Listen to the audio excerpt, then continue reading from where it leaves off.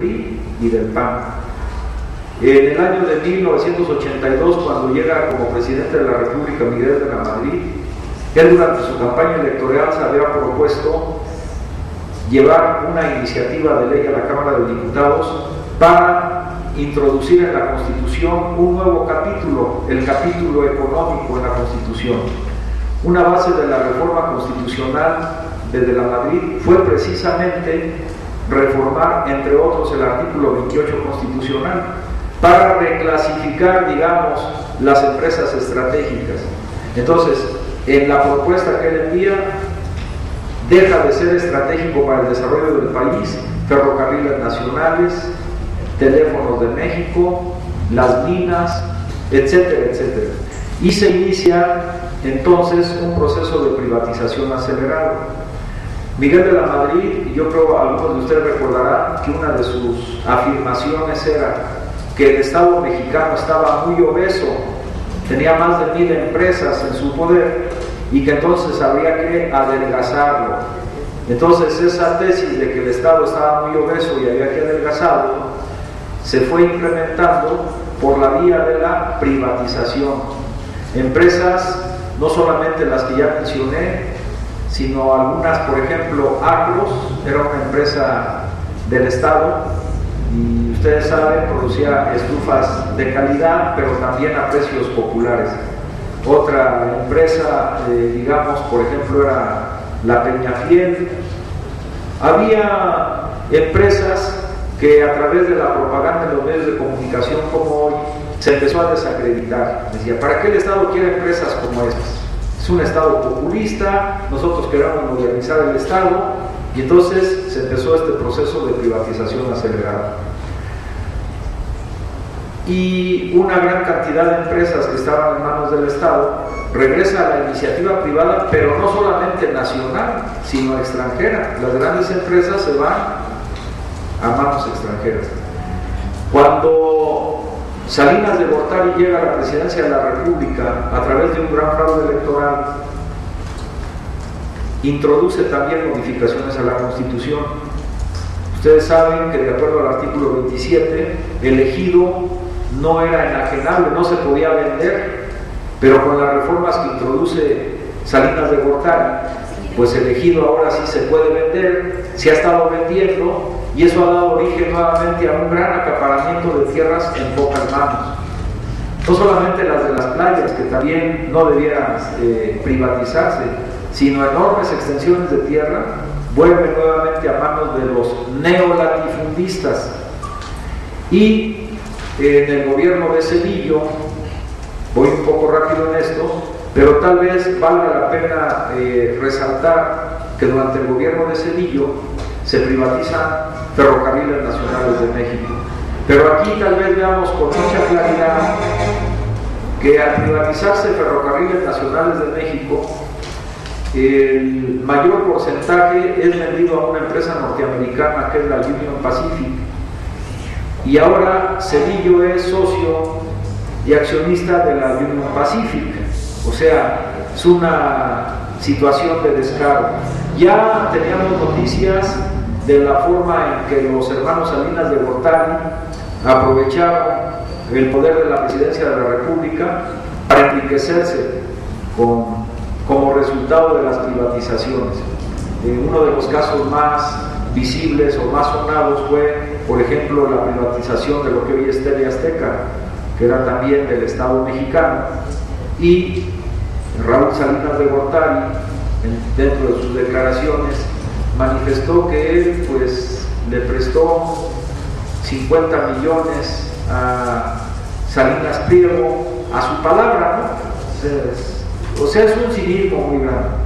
Entonces, en México, este proceso de privatizaciones que atenta contra la soberanía nacional se ha venido dando a través o acompañado de un fenómeno de corrupción muy profundo. El caso también muy grave pues es el gobierno de Vicente Fox. Aquí quiero hacer un paréntesis y luego lo voy a tratar un poco más adelante con más profundidad. Tal vez ustedes recuerden que cuando Vicente Fox era candidato a la presidencia de la República, hubo una tendencia al interior del PRD de que hiciéramos una alianza entre el PRD y el PAN, porque el enemigo a vencer pues era el Partido Revolucionario Institucional y había que sacar de los pinos al Partido Revolucionario Institucional. Y se desarrolló mucho la tesis de la transición democrática. Bueno, ya supimos en qué acabó la transición democrática. O sea, eran ingenuos los que de buena fe pensaban que sacando del Palacio Nacional al PRI y llevando al PAN al poder podría haber cambios trascendentales para nuestra patria. No fue así. El PAN es continuidad de la política neoliberal del PRI. Entonces, con Vicente Fox, la política de privatizaciones y de vulneración del Estado Nacional siguió adelante. Y hoy con el PLL, pues ya no se diga, ¿no? Bien, todos los objetivos por los cuales dieron la vida a más de 1 millón de mexicanos, hoy siguen siendo vigentes, cobran vigencia más que en otros momentos de la historia de nuestro país. Ahora se presenta un fenómeno nuevo, el fenómeno de las alianzas, que es el que viene acompañado del título de la plática del día de hoy. Nuevamente hoy, pues hay acuerdos, hay pactos ya avanzados para que el PAN y el PRD puedan hacer alianzas y llevar candidatos comunes a las gubernaturas de algunos estados de la República. Bien, ahora sí aquí me detengo un poco. ¿De dónde viene esta idea?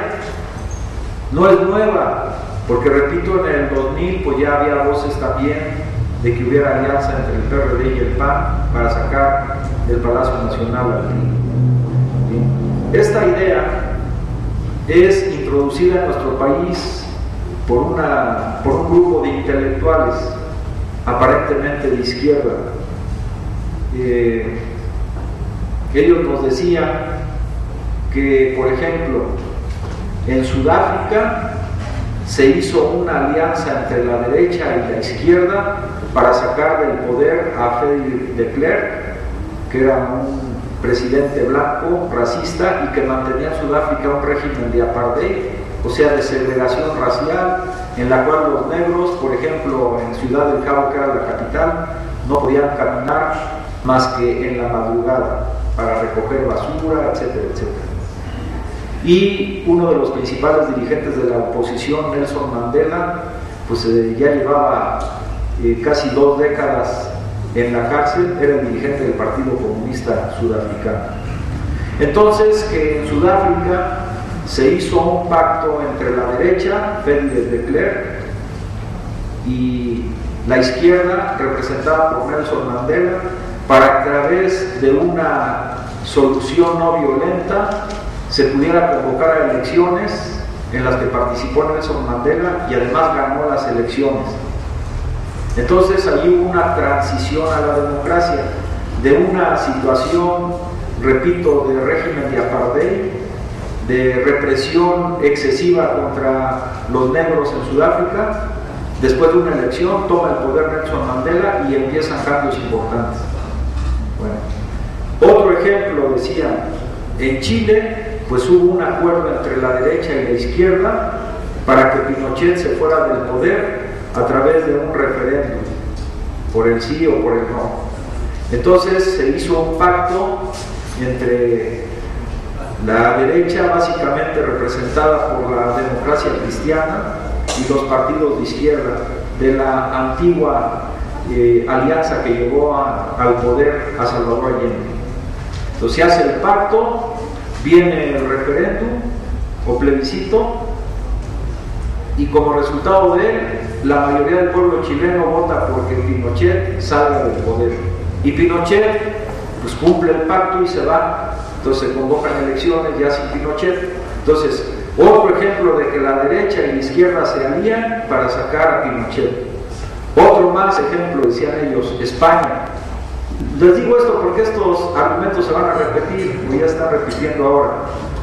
España se firmó el pacto de la Moncloa, Francisco Franco, un dictador cruel, estuvo varias décadas en el poder en España y pues para cambiar ya la forma de gobierno, un acuerdo entre la derecha y la izquierda, y eso da origen a una transición democrática que permite elecciones en las cuales pues gana el Partido Obrero Socialista Español, que de obrero tiene poco y de socialista igual, ¿no? Pero entonces es una transición a la democracia.